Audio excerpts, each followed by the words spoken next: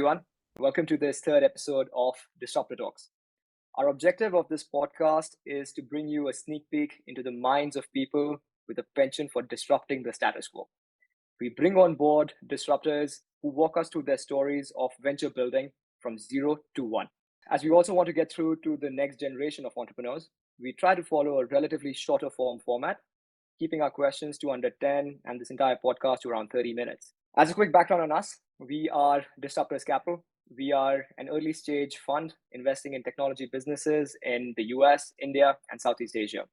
In a nutshell, we like to invest in businesses that build for a global audience. Today's podcast is for anyone who has at any point in the last 1 year asked them the question, ye NFT kya hai? Our guest today is Anshul Rustaggi, founder and CEO of Totality Corp. As a quick background, in 2017, Anshul introduced India to real money gaming with MGPL, Mobile Gaming Premier League, which was one of the first platforms to provide real money gaming on a variety of casual games. In 2019, he went on to introduce us to a second product, which was Yobo, a vertical feed and interactive video platform. For anyone who doesn't know, an example of an interactive vertical platform would be, or vertical video would be something like a Netflix Bandersnatch, which is different from traditional linear, non-interactive video styles like Instagram Reels or Stories or TikToks. The interesting part is what Anshul and his team have been building since mid-2020. They've been building ZionVerse, a Metaverse platform which combines his love for Indian mythology and takes into combination variety of gameplay with monetary features to bring it all together. Now, without giving anything further away, I'd like to welcome Anshul. Anshul, welcome to Disruptor Talks. How are you doing today? I'm good, Raj. Thank you so much for having me. It's a pleasure to be here and really excited for our conversation. Yeah, it's a pleasure to have you here. I think this comes at an opportune time wherein people are questioning, with the whole cryptocurrency bill coming out, with you guys launching your own token, people are just trying to make sense of all of this. There's a new word which is now thrown around, which is NFT, which is Web 3.0. So I wanted to get your sense on what this space really encompasses, the Web 3.0 space, the NFT space, and what particularly got you into it. Great. Let me maybe tackle the Web3 space first, and then we'll get into how we came about it. So, for most of the users, the transition from Web 1 to Web 2 and even potentially to Web 3 is going to be extremely seamless. Web 1, for people who have probably used it, was the age of AOL, the old Yahoo, where it was more you actually reading information and being able to take information digitally. Web 2, which was predominantly the age of mobile apps dominated by Facebook and Google, was an age where you were able to write back to the internet and have a lot of dynamic content. So the creator economy boom with TikTok, Instagram, Facebook, Twitter is really part of Web 2, where I wasn't just reading information digitally, but also creating it dynamically at the same time and distributing it. What Web 3 is going to bring is actually ownership. And with that ownership, what changes is actually autonomy.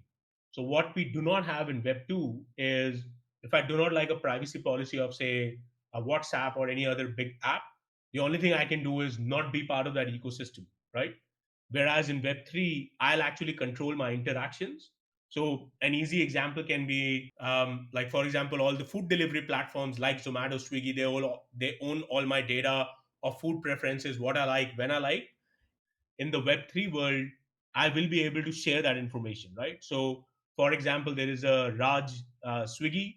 I would say, everything to do with North Indian food, share it with Raj Swiggy. If there is an Anshul Zomato, everything to do with where I have given reviews of the restaurants, share it with Anshul Zomato. If there is a third, say, Disruptor Food Network, share all information with them. So that's an example of taking that autonomy and giving that decision making to me as being the owner of not only my data but my assets, right? And generally, when we talk about NFTs, so far we are talking about NFTs as primarily digital art. So what people compare it to is, hey, the painting that we had digitally can now be owned by me, and obviously the blockchain helped me prove that I'm the owner. But NFTs are sort of your gateway, Web3. Like the way we think about it is the entire digital Anshul. So my identity inside of Web3 is actually going to be a master NFT, right? Web3 is actually going to be a place where we live digitally. So all my banking, my buying, my social interactions, my transactions, my gaming, my entertainment, all will be part of this Web3 and Metaverse itself, right? So everything that I do will be a master NFT. If in Anshul, everything else that I own could be an individual NFT. So the way to think about it is NFTs are nothing but a technology layer that enable me to wrap any sort of digital good, asset, data inside of them, and it can give me the ownership of it, and the uniqueness of it is actually preserved. How did we get into this? So my younger niece Anya, she lives in Canada, and like most preteens in North America, she's been crazy about Roblox, right? And to connect with her, I've obviously played with her on Roblox a lot. Last 5 years, all my Christmas, birthday gifts, Diwali gifts to her have been Roblox gift passes. As I played with her, what I really understood is, for me, I've been a gamer since grade one when my dad got me an Atari. And for me, though gaming was an escape, entertainment, competitive area where I could, show off with my peers. But for Anya, it was really a virtual hangout place, right? It was a place for her where interactions of Anya with her friends on Roblox were actually as natural and as native as they were when I was a kid and I used to hang around in the park playing, either play gully cricket or just roam around in the neighborhood, right? So what I really realized is, for the Gen Z, this digital connection and interaction is extremely native and part of what they are, right? And this is all pre-corona. Corona only accelerated that trend. And for them, living digitally is actually very, very natural. Like, maybe for our parents, it's completely unnatural. For us, we were part of two worlds. Right. First the offline world, and got introduced to online. Um, and with Anya, what I realized is that this is the future, this is what's coming, and we got to be part of this trend, because in the next 10-15 years, we all will spend time sort of living digitally a lot more than we do today. Right. I think that was an excellent description of NFTs, right? And one of the things which is also being asked quite a bit, especially because most people haven't understood it as well, right? Which is that, what's so great about it, right? What is so great about owning a digital asset? Well, somebody like me and you maybe, right, who's actually kind of traversed that line of Web 2.0 and Web 1 and now Web 3, we can understand something like the fact that if, let's say, 20 years back, you told somebody that, hey, how is this idea that I put up a picture of me in front of my face and I'll have other people come and say like, so you'd say that it's stupid, right? I think that's the kind of mindset that's also around with NFTs. Because it's not there, we haven't kind of got conditioned to it. Now likes and followers and blue ticks are such a big part of our life that if you told somebody who's, let's say, still back in the 90s, they would say, this is, what is this, it doesn't make any sense. So Mhm. how would you convey the impact of how big Web 3.0 is, and overall, just how would you kind of make them understand how big a game changer this is going to be in the future? I think so. A lot of people ask me this, that what's the big deal about owning up anything in the Web3? Like, what, I own my digital picture inside of Facebook, right? And I think the way I communicate it to people is, in a real world example or in a real life example, it's renting your house versus owning a house, right? Now they both solve the same utility, in the sense of, when I rent my house, I live in it, I can decorate inside, but the rules are set by the landlord, right? Never take any long term decisions about it, because I don't own it. In the back of my mind, it's a rent. I could move away from it anytime. So anything which will help me in that house longer term, I will never do it. Right now, consider that, you do rent a house till the time you can own it. For most of us, we would want to buy a property at some point of time in our life. Right, gives us a feeling of stability, gives us a feeling of root, gives us a feeling of wanting to build that place. But now consider an entire place, a country which says you can never buy a place, right? You can only rent. how many people will be excited to actually go to that country and live in it? I think a lot of people will say, I'm not sure. Unless I have to, I won't do it, right? The entire Web2 economy is a country which forces you to rent rather than, and you have zero option to buy, right? Right. So we are okay with it because we were never given the option to actually buy, right? Web3 actually now gives you the option to buy. You can still keep renting it, right? There are options like Axie Infinity, which is a very popular blockchain game where you can actually own Axies to earn money, already has a rent model, right? Because owning Axies is now expensive. It's like $1,000 to enter the game. Some companies like Yield Guild Games have stepped in and said, we'll buy it and we'll rent it to you. So some people do that. However, like any place, I could rent or own depending on my choice. The same Web3 will allow you to do. So I think it's a really big deal because your incentives to create something longer term, your emotional connect with a thing that you actually own, and more importantly, your autonomy with something that you own and decide what I do with it, all comes from ownership. Because ownership, apart from that, isn't really a big deal that legally I'm an owner instead of a renter. But like I said, emotionally, what I can do with it and that autonomy that it gives me for longer term changes all comes with that ownership. So it's a massive deal, right? I think I'll just drive the point home for everyone to think about a country where you can only rent and can never buy. How excited are you to move to such a country? We are living in that country today digitally. That's a very good point, Anshul. From a timing perspective, right? Because we are still kind of convincing people whether this is the right time. Do you think the future of adoption of NFTs and the Web 3.0 space, when do you think it's actually going to be accelerated to a level at which, let's say, Web 2.0 is today? How do you look at that process kind of playing out? This is also a great point, right? Like it almost feels today like we never lived in an era without the smartphone, right? But Apple App Store was launched in 2008, right? And the era of mobile apps, even though they started before that, they only became really prominent and part of our life since that time, right? So it's only been 13, 14 years, right? I think if you see blockchain, we had the white paper published in 2008 for Bitcoin. We have had Bitcoin and other protocol layers around for more than a decade. I feel like Web3 crypto has been in a niche market over the last decade with adoption growing, and I think the point of mass adoption is now, right? The reason that Facebook changed its name, whether people like it or not, is the fact that one of the largest Web2 companies that has ever existed and one of the biggest innovators in Web2 has actually rung the bell saying the future is here and it's now, and this is how serious we are about it, right? So I really say that 2021 was already the beginning of the Web3 mass adoption era. So this is when the equivalent of the 2008 in mobile apps, right?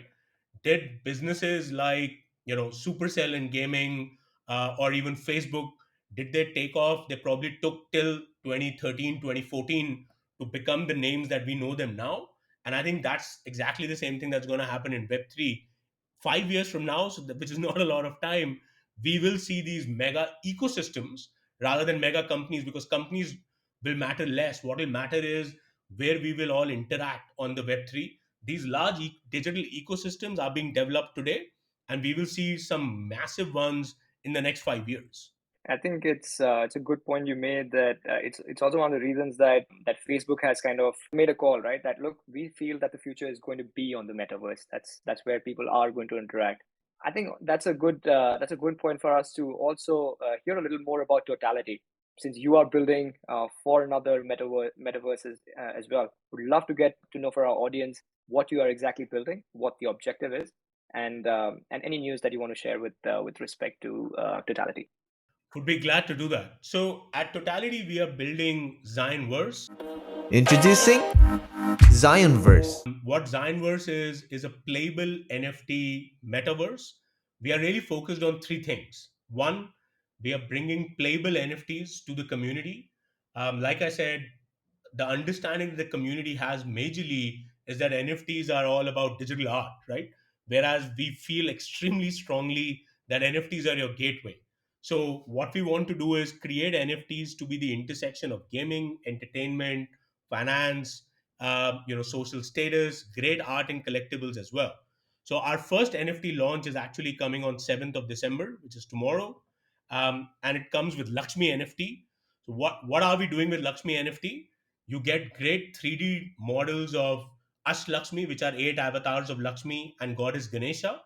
But in addition, every NFT that you buy for 101 USDC each earns you monetary rewards ranging from 18% for 12 months all the way up to 108% for 12 months in USDC terms. So these are non-inflationary. It isn't like we are taking our token, printing that token more and just giving that to you.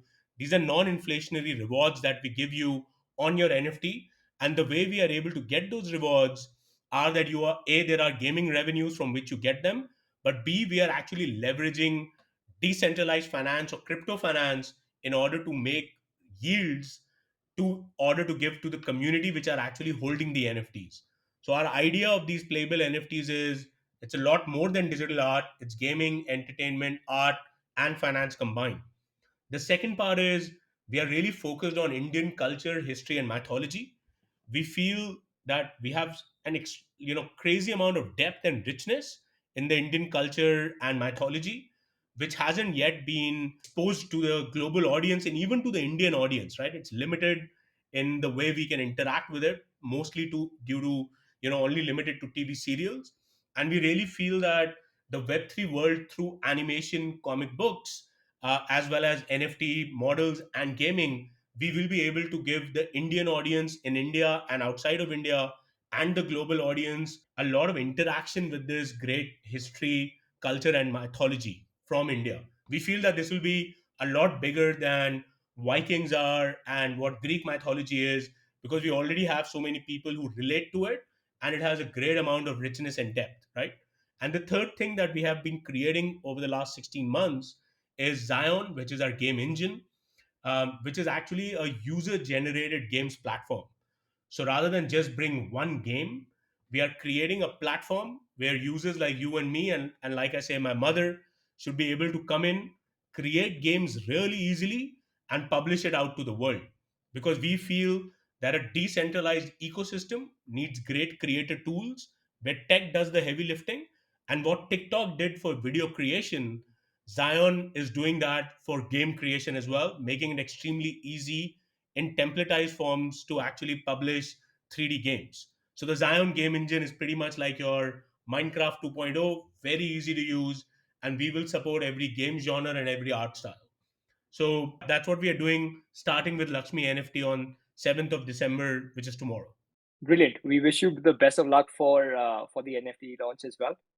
I think a related question which comes in to anybody who is listening in, there are a lot of incentives that are attached to even Lakshmi coin at this point, right? I think it's also important to understand the construct of that. Could you shed some light on what exactly a smart contract is in the context of Lakshmi coin for the listeners? Sure. So a smart contract is when we really talk about what we are doing today. We are either doing it through a legal contract or we are doing a one-way obligation from a centralized entity. So, for example, when WhatsApp says that your messages are actually encrypted, you believe that WhatsApp will keep them encrypted forever. So, it's a promise by WhatsApp. When you do, say, buy a house, it's actually a legal contract. What smart contract is doing is really codifying that, right? So in terms of the Lakshmi NFT, what you actually get are when you will buy the Lakshmi NFT through Vault, which is actually a payment partner and a very popular crypto exchange. You transfer money from Vault to Totality's Vault account. You create your profile on ZionVerse.com. You will actually be able to get the NFT, which is the Lakshmi NFT, which is an ERC 1155 smart contract. The ERC 1155, I'm just taking the name because it's important to understand. Most NFTs are made on ERC 721, which is a standard of creating these smart contracts, or a way to look at this code itself. The reason we chose 1155 is very simply that it's almost like a master NFT contract. So under this contract, we can hold many different individual NFTs, and many different cryptocurrencies. So the way we are actually developing is your NFT contracts would own other individual NFTs and other sort of coins as well, of whether they are ERC20 or other sort of cryptocurrency tokens, right? So in this smart contract, you will get one of the nine 3D models. You will get a great spatial audio music of Lakshmi Strotam, and you will also get rewards. So Vault will give you a reward of up to USD 21 for buying this NFT. As I said, Totality is going to give you rewards of 18% to 108%. What does that depend on? It depends on the rarity of the NFT that you actually mint. So if you get the most rare NFT, which is completely based on randomness, and the algorithm is written inside the smart contract, it will be 108% 12 months USDC return. If you get the least rare or the most common one, you will get an 18% return in USDC terms over the 12 months. At the end of 12 months, you actually play a game using the same NFT. Your minimum rewards will be 50 USDC all the way up to 1,000 USDC based on your leaderboard ranking and your performance in the game itself. Wonderful. I think that is a great explanation of how the smart contract is implemented.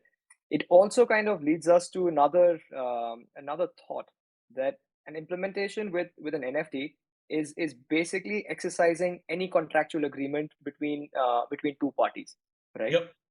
Which is one of the reasons why this has so much potential, right? Because from a layman's perspective, you can say that sure, gamers will be early adopters of something like this. Maybe it stops at that, but there's more layers to peel under that, right?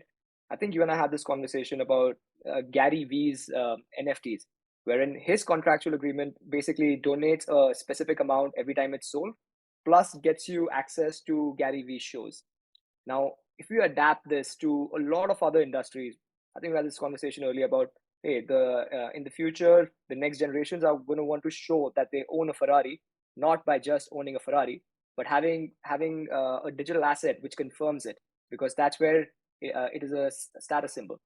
I wanted to hear from you. How do you think NFTs would flow into other sectors of the economy and other use cases? And how do you see that playing out beyond gaming?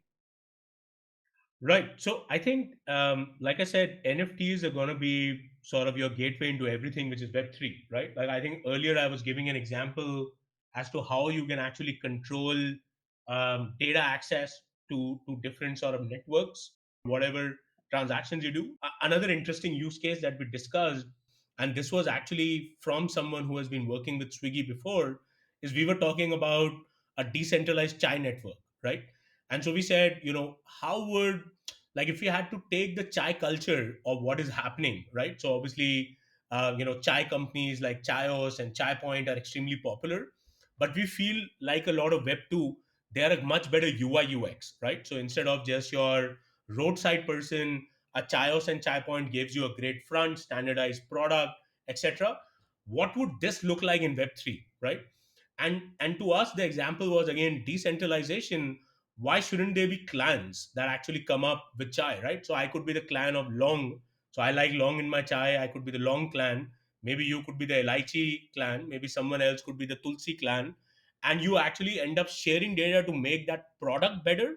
You know, maybe a way to actually attach this could be what we talk about fair trade, right? Like organic and fair trade actually will start getting implemented through the blockchain itself, where the entire supply chain will actually be verified on the blockchain, and you will have a central entity, rather a singular entity actually taking care of that entire supply chain for some money, like we have in proof of work or proof of stake, and everyone else will actually pay for it given where that fair trade is coming from, right?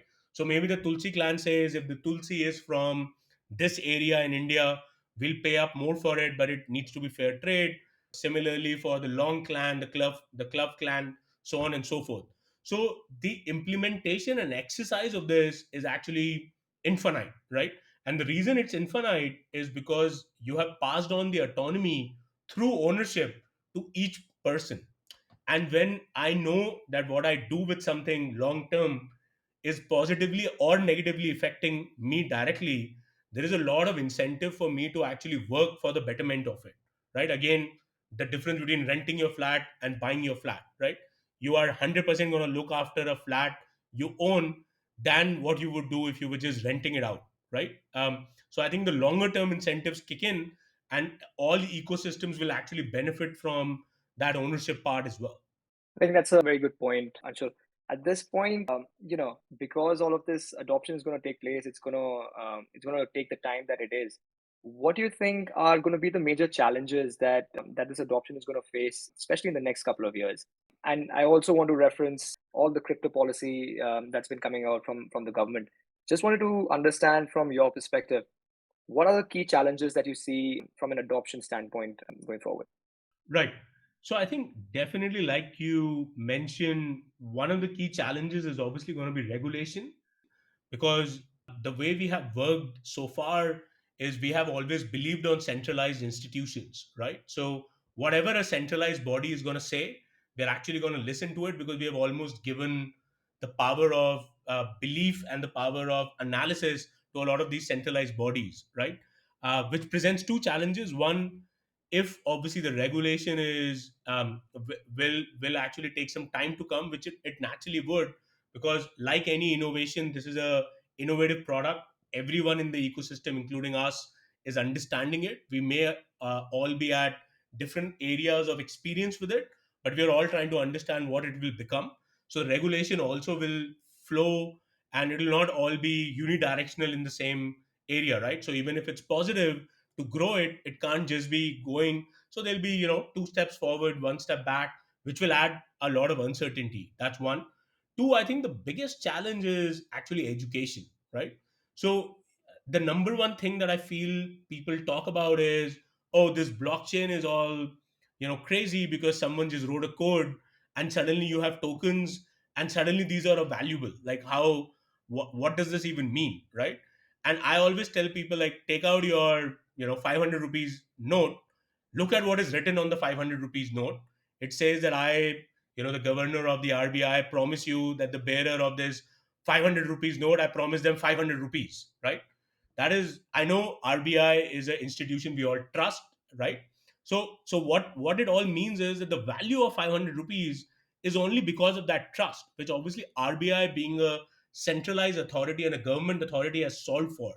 And all the code is doing is actually codifying that trust, right? It's actually saying, instead of trusting one large organization, if we are 1.4 billion people in India, can we all come together on one area and talk to each other through code, because it makes it easy, and solve for that trust in a codified manner, right?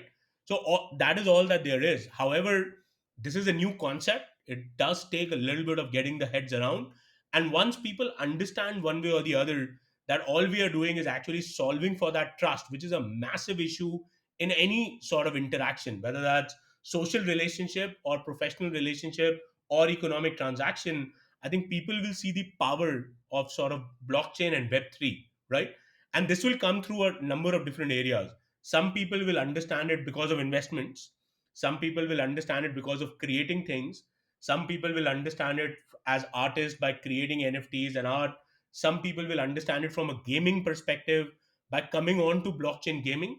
So the idea of developing a lot of these use cases also is that different people will have a different affinity to understand it easier, given their liking, right? So for example, the decentralized Chai network might get a different set of people to understand that and come on board a lot more quickly. So I think that education, to me, remains the largest challenge. That education is also required for the government, law bodies, and central authorities, in order to make rules that actually promotes it. Because at the end of the day, the point of a democracy is that it has to be for the people, by the people, and of the people, right?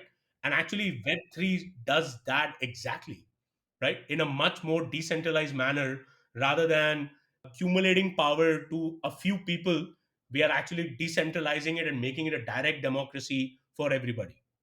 Right. I think one of the most brilliant points that you made was the fact that different people are going to arrive at the adoption because of different stimuli, right? And I think especially for the government, one of the things which has taken a bad rap is crypto, right?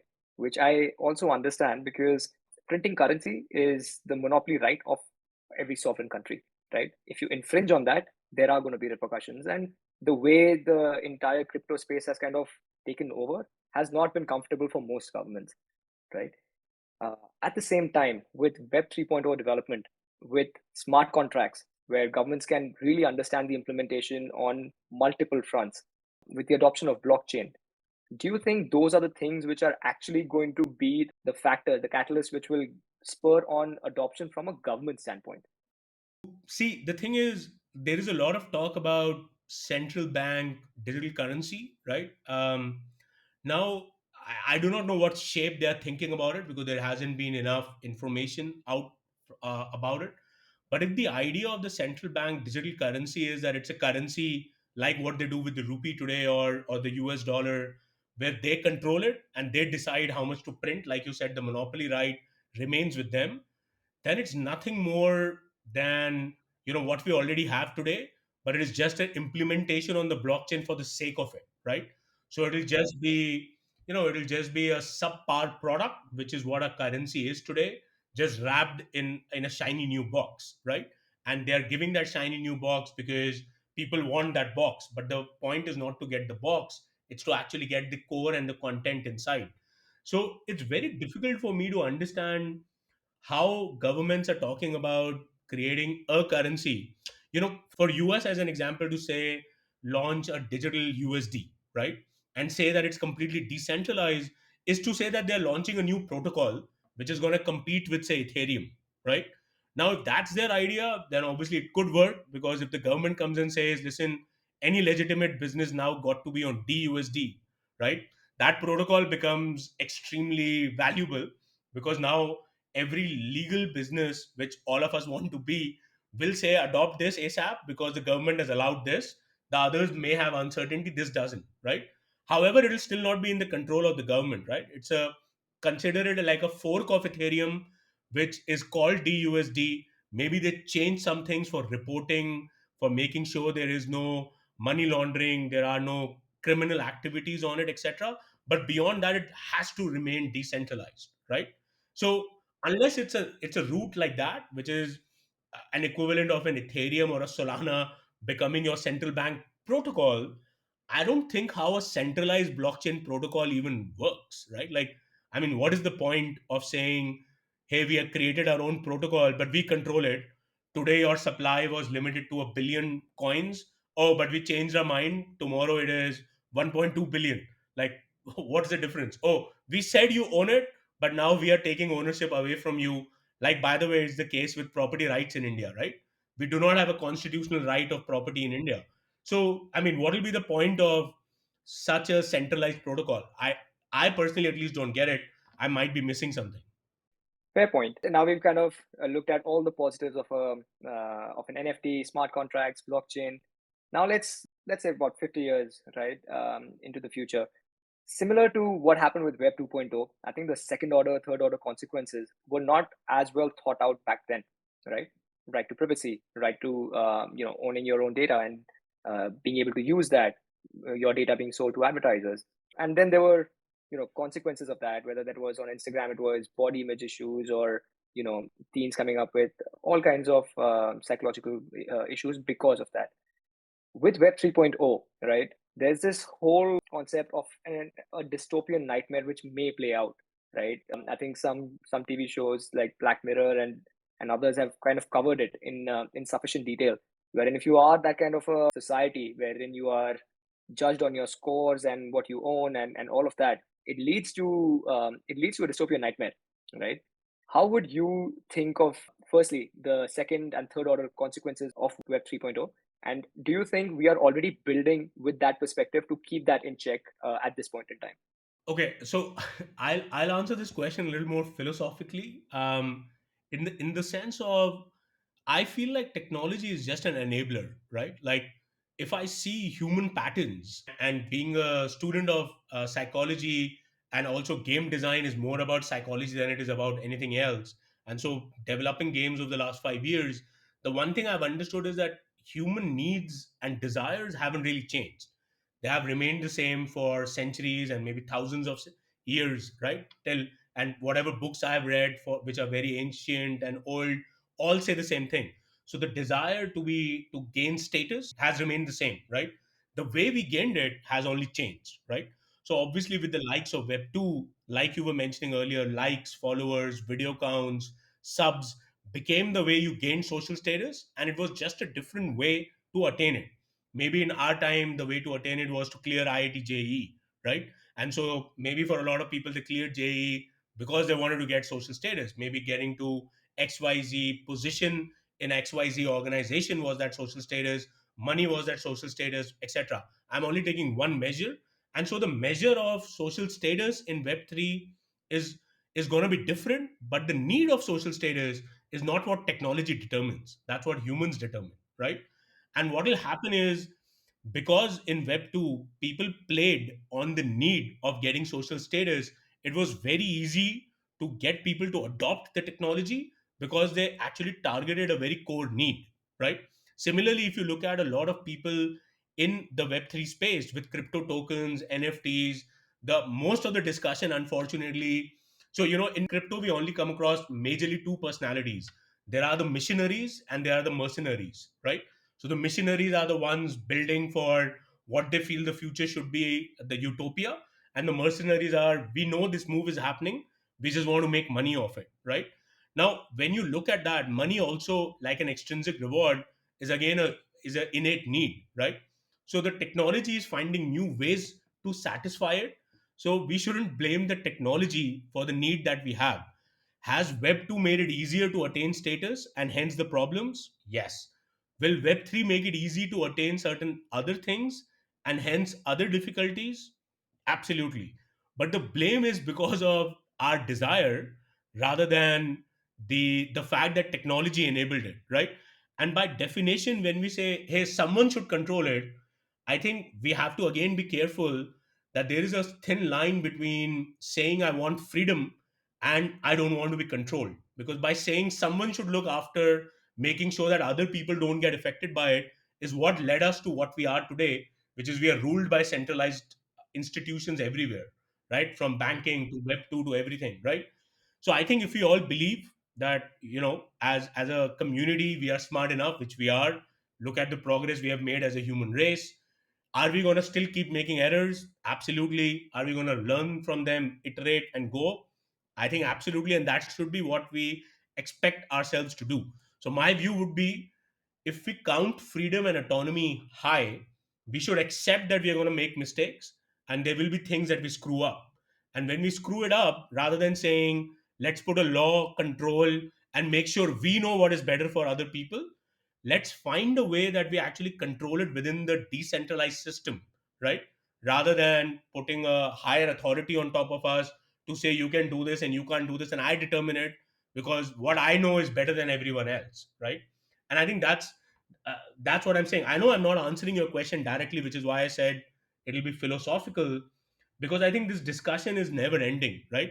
Will things go wrong in Web3? 100%. Like with everything, things go wrong. With everyone's life, things go wrong, right? Does that mean that the system is to blame? No. I mean, our desires are such. If people will get pulled for some desires, then so be it. Let's figure out a way to control people's emotions and desires rather than blame the system for it, because the system is neither good or bad. It's just an enabler. Fair point. I think that's an excellent answer, non-answer, but I think it makes all the right points. Anshul, thank you so much for taking the time today. Please, for our listeners, go onto the link that we'll attach for Lakshmi Coin. We hope you enjoy that. And Anshul, we look forward to having you again. I could probably talk to you all day, but we'll take a pause here and pick it up some other time again. Thank you again for taking the time today. Thank you so much, Raj. This was a really fun conversation, very exciting, and I would love to come back whenever we can have our chats again. And really looking forward to everything we are all creating together on Web3. Awesome. Thank you, Anshul. Thanks.